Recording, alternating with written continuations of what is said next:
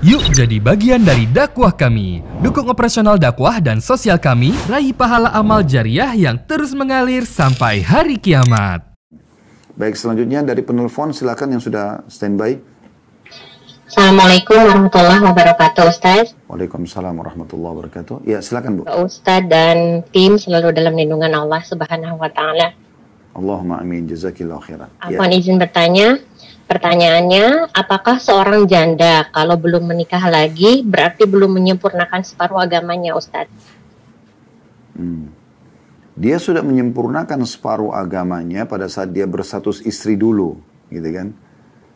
Tapi pada saat suami bercerai dengan dia atau suaminya meninggal, apakah sekarang dia sudah menyempurnakan lagi separuh agamanya? Maka yang kami fahami, khusus dalam kasus ini ya, belum masuk dalam hadis ini. Dia dapat pahala keutamaan itu dulu sebelum dia pada saat dia berstatus istri. Sekarang kalau dia sudah bercerai, maka dia sekarang ya walaupun dikatakan karena gini, targetnya menyempurnakan setengah agama itu maksudnya karena ada pasangan itu, ya. Pasangan itu akan sangat membantu memenuhi kebutuhan biologis ibu, ya, menjaga nama baik ibu, saling amar ma'ruf dan nahi mungkar sama-sama, mendukung kebaikan, perbuatan amal saleh dan juga mengingatkan dari kemungkaran. Ini kan ada. Nah, dengan hilangnya suami baik dengan meninggal ataupun cerai, maka kan ini hilang juga.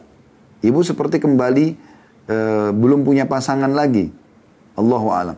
Oleh karena itu kami pribadi menyarankan ini, setiap teman-teman yang janda, duda, selama memang Allah Subhanahu wa taala masih mudahkan Anda untuk berumah tangga saja.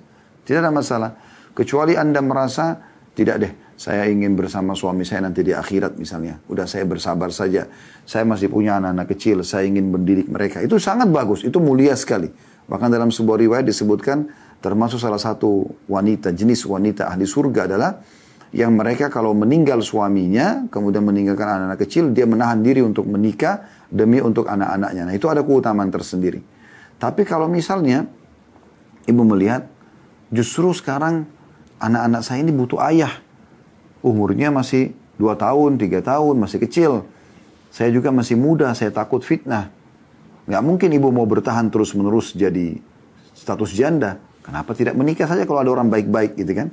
Sehingga Anda tetap meraih status istri. Ya. Dan ini memang banyak sekali keutamaannya dalam hadis-hadis Nabi SAW ya. Dan jelas sekali kalau Anda menikah, pasti mendapatkan hadis tentang kesempurnaan setengah agama.